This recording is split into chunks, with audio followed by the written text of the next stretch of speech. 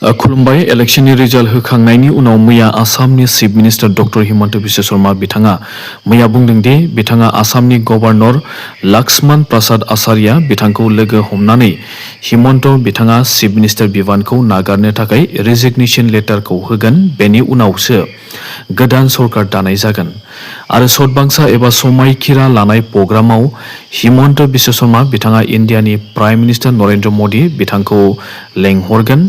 बेनि थाखाय टाइमखौ फाइनेल खालामनो साननैसो सम लागोन।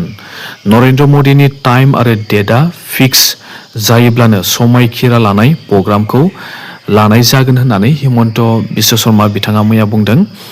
आरो लोगोसे बिथाङा बुंदों दि आसामनि कंग्रेस पार्टिया 2016 मायथाइनिफ्रायनो बांलादेशी मुस्लिमफोरनिसो पार्टी जाबाय होननानैबो हिमन्त बिथाङा मैया बुंदों।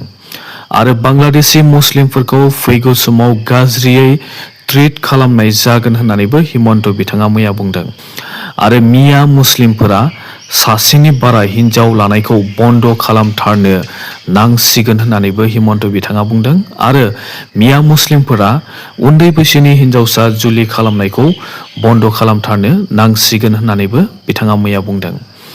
आरो जों मिथिनो मोननाय बायदिब्ला मुस्लिमफोरा माब्लाबाबो भारत माता की जय होनफेराखै आरो बिथांमोना भारत माता की जय होननानैबो बुङा, नाथाय बिसोरो बेबाराव बुंनांगोन होननानै हिमन्त बिश्व शर्मा बिथाङा बुंदों। आरो लोगोसे हिमन्त बिश्व शर्मा बिथाङा मोनसे गिदिर बाथ्रा बुंदों मैया। बिथाङा बुंदों दि कंग्रेस पलिटिकल पार्टिया 45टा सिटनिफ्राय 50टासो सिट देरहागोन सानदोंमोन आरो जुदि देरहानायमोनब्ला कंग्रेसआ एजेपिनि लिडार अतुल बरा आरो बिपिएफनि चिफ हाग्रामा महिलारी बिथांमोनखौ लोगो हमनानै कंग्रेस, बिपिएफ आरो एजेपिआ आसामाव सरकार दानो प्लेनिं खालामदोंमोन होननानै हिमन्त बिथाङा मैया बुंदों। आरो हाग्रामा महिलारी बिथांनि एमएलए फोरनिफ्रायनो डिपुटि चिफ मिनिस्टार होनायनिबो प्लेनिं दङमोन आरो नांगौ जायोब्ला हाग्रामा महिलारी बिथांनो आसामनि चिफ मिनिस्टार पस्टखौबो होनो प्लेनिं खालामदोंमोन होननानै हिमन्त बिश्व शर्मा बिथाङा मैया बुंदों।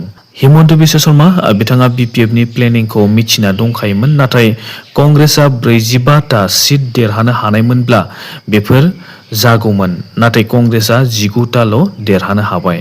वेस्ट बेंगलनि चिफ मिनिस्टार ममता बेनार्जी बिथाङा बुंदों दि बिथाङा चिफ मिनिस्टार पस्टखौ रिजाइन होआ। बिथांनि टार्मसा 2026 मायथाइनि 7 मे खालारावनो जोबगोन आरो बिथांखौ बिजेपिआ सरकार दाखांनाय लोगो लोगोनो रिजाइन लायाब्लाबो वेस्ट बेंगलनि गभर्नरआ बिथांखौ डिसमिस खालामगोन, चिफ मिनिस्टार पस्टनिफ्राय डिसमिस खालामगोन आरो गभर्नरानो डिसमिस खालामनोबो हायो। वेस्ट बेंगलनि चिफ मिनिस्टार ममता बेनार्जी बिथाङा बुंदों दि इन्डियानि इलेक्शन कमिशन ज्ञानेश कुमार बिथांखौ ममता बेनार्जी बिथाङा बे इलेक्शननि भिलान होननानै बुंदों आरो इलेक्शन कमिशन अफ इन्डियाया ईवीएम मेशिनखौ लुटिदों आरो रायजो राजानि डेमक्रेटिक राइटखौबो लुटिदों होननानै ममता बेनार्जी बिथाङा मैया बुंदों।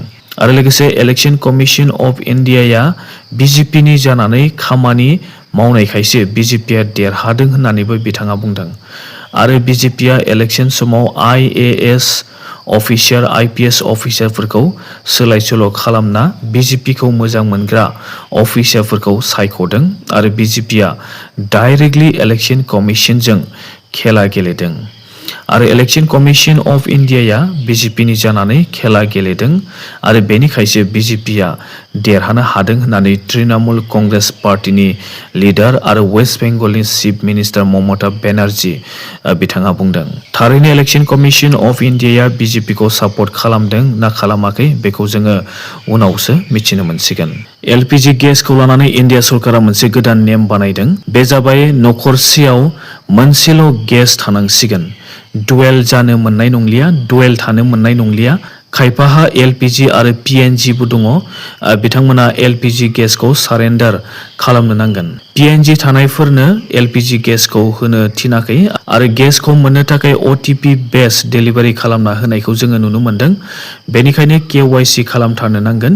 गामि ओनसोलनि मानसिफ्रा बुकिं खालामनानै 45 सानसो गेसखौ मोननो थाखाय नेनो गोनां जानोबो हागौ होननानै जोङो मिथिनो मोन्दों।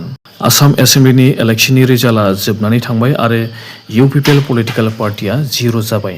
मानोना UPPLखौ फेजेन होनायाव रायजो राजाफोरनि आखाइ दङ आरो UPPL पलिटिकेल पार्टिया रायजो राजानि खामानि मावनो सम मोनदोंमोन आरो बेबायदि सम मोननायाव जानो हागौ UPPL पलिटिकेल पार्टिया रायजोफोरनि नांगौबादि खामानिफोरखौ मावनानै होनो हायाखै, बेनिखायनो बेबायदि रिजाल्टखौ मोननो हादों जानोबो हागौ आरो UPPL पलिटिकेल पार्टिया बेखौ गनायनानै लानोबो नांगौ।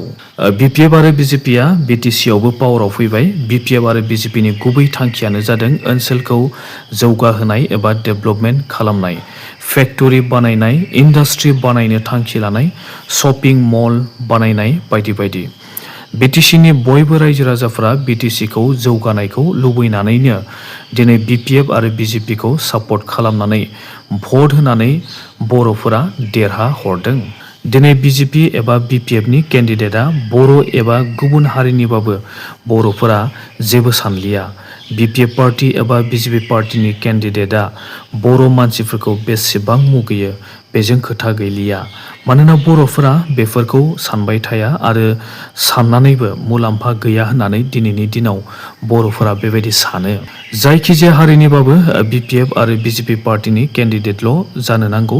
बर'फोरनि खामानियानो जादों जेरैखिजाया गुबुन हारिनि एबा ट्राइबेल नङाबाबो बेबायदि केन्डिडेटफोरखौ देरहा हरनोल' नांगौ। BTCनि मोनब्रै समस्तियाव बेबायदिनो गुबुन हारिनि एबा ट्राइबेल नङि सुबुंफोरखौ बर'फोरनि भटजोंनो बिथांमोना देरहालांनो हादों।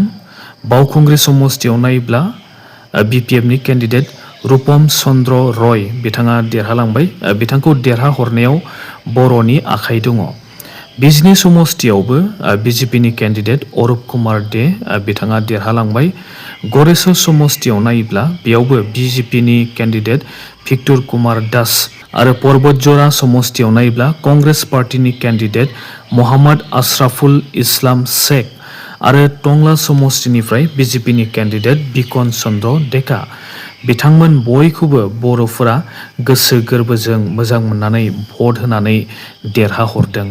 बर'फ्रा बिथांमोनखौ देरहाहरबाय, बियो जोबोद मोजांनि बाथ्रा। नाथाय बिथांमोना बर'नि राइट्सखौ लानानै एबा बर'नि समस्याफोर जायोब्ला बर'नि जानानै बिथांमोना आसाम एसेम्ब्लियाव गसंनानै बर'नि जानानै बुंगोन ना बुङा बेखौ नोंथांमोना कमेन्ट खालामदो। बिथांमोना बर'नि भट मोनाबा देरहाखाया, मानोना BTCआव बर'नि भटआनो बांसिन दङ। बर'फोरनि सापर्ट मोनब्लासो गुबुन हारिनि केन्डिडेटफोरा देरहालांनो हायो जोंनि BTCआव।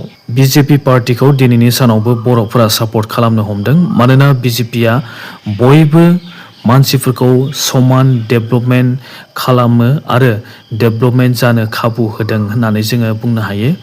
BJPआ दिनै जोंनो फ्रियावनो माइरं होदों, फ्रियावनो अरुण'दयनि रां होगासिनो दङ, फ्रियावनो सम सम बैसागु एबा बिहु जायोब्ला रांबो होयो आरो बेफोरखौ मोननायखायसो दिनै जों बयबो आंखालनिफ्राय गोजानाव थानो हादों। हाजिरा मावना जाग्राफोराबो दिनै आजादि मोनजानो हमदों। BJP पलिटिकेल पार्टी नङामोनब्ला दिनैनि सानाव गोबाङानो ओंखाम मोनजानाय नङामोन, मोजां लामा मोननो हानाय नङामोन, मोजां दालां, मोजां ब्रिज मोननो हानाय नङामोन आरो बेफोरखौनो डेभेलपमेन्ट होननानै बुंनाय जायो। आरो BJPआ डेभेलपमेन्टखौ लानानैनो दिनै खामानि मावगासिनो दङ। नाथाय आं सासे बर' हारिनि मानसि हिसाबै आं मोनसे खोथाखौ नोंथांमोननियाव बुंनो सानदों एबा सोंथि खालामनो सानदों। आंनि साननाया सैथो नङाबो जानो हागौ, बेखौ नोंथांमोना कमेन्ट खालामबानो जाबाय। BJPआ बर'फोरनो सानफ्रोमबोनि डेलि निड्स जेरै जानाय लोंनाय, गाननाय जोमनाय, रां रुफा, लामा दालां, इन्डास्ट्रि, फेक्टरि बानायना होनानै बर'फोरखौ आन्दायहोना दोननो सानदों नामा? मानोना बर'फोरा डेभेलपमेन्टखौ लानानै बड'लेण्ड स्टेट नागिराखैमोन, नाथाय मोनथाय एबा राइट्सखौ लानानैसो आन्दलन खालामदोंमोन। BJPनि पेकेजखौ मोनबाय थानायखाय बर'फोरा गावनि राइट्सखौ खोमाना लानो गोनां जागोन नामा? नोंथांमोना कमेन्ट खालाम। आरो दिनैनि सानाव खायफा बर' लिडारफोरखौ राइट्सखौ लानानै बाथ्रा बुंनायखौ बारा नुनो मोनलिया।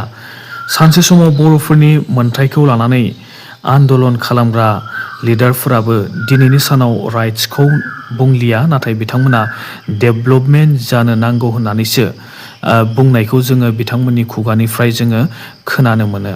बिटिसिआव जों बयनोबो डेभलपमेन्टखौ नांगौ, बेजों लोगोसे बर'फोरनो बर'नि मोन्थाय एबा राइट्सखौबो नांगौ जायो। नाथाय दा आथिखालाव बिजेपिआ डेभलपमेन्ट उइदाउट राइट्स बे लाइननि बायदि खारदों नामा? आरो जुदि थारैनो डेभलपमेन्ट उइदाउट राइट्स लाइन बायदि खारदोंब्ला बर'फोरनि फिउचारा मा जानो थांगासिनो दङ? अनलि डेभलपमेन्टनिल' बाथ्रा बुंबाय थायोब्ला सानसे समाव राइट्सनि बाथ्राखौनो खुगासिनो हानाय नङा, जानोबो हागौ। मोन्थाय एबा राइट्स बेखौ मोनाब्ला जोंनि बर'फोरनि जे फिउचार, बे फिउचारा मा जानो थांगासिनो दङ? ना जोंनि फिउचारा इयुनाव गाज्रि जानो थांगासिनो दं नामा? बेखौ नोंथांमोना कमेन्ट खालाम। आरो जुदि जोंनि बिटिसिनि जे लिडारफोर बिथांमोना अनलि डेभलपमेन्टखौ जुदि नागिरबाय थायोब्ला इयुनाव जोंनि जे राइट्स, बे राइट्सफोरा गोमागोन एबा जोङो राइट्सफोरखौ बिनानै लानो हानाय नङा, बेबायदि जागोन नामा? नोंथांमोना कमेन्ट खालाम। आरो नोंथांमोना बे भिडिअखौ मोजां मोनदोंब्ला मोनसे लाइक खालाम, शेयार खालाम आरो नोंथांमोना कमेन्ट खालामनो दाबाव। दासिमनि रादाबा एसेनोसै। Thank you.